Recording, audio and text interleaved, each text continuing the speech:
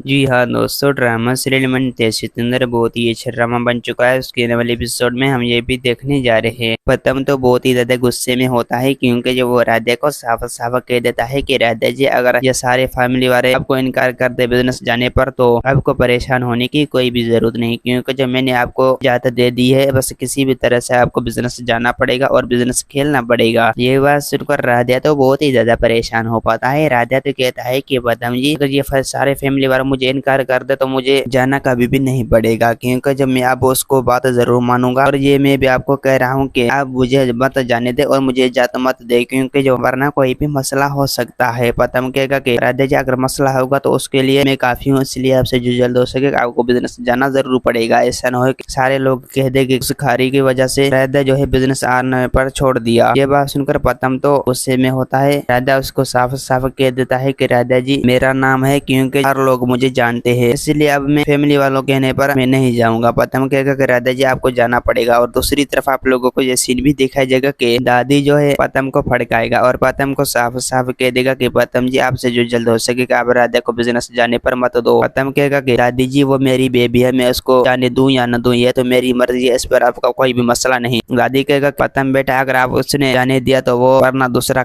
मसला भी खड़ा कर सकता है और फिर आपके लिए मसला कोई भी हल नहीं हो सकता। प्रथम कहेगा कि दादी जी, वो मसला मैं खुद हल करूंगा। दोस्तों, उम्मीद है कि मेरा वीडियो आप लोगों को अच्छी लगी होंगी। वीडियो अच्छी लगी तो वीडियो को लाइक और चैनल को सब्सक्राइब करना। खुदा हाफिज़।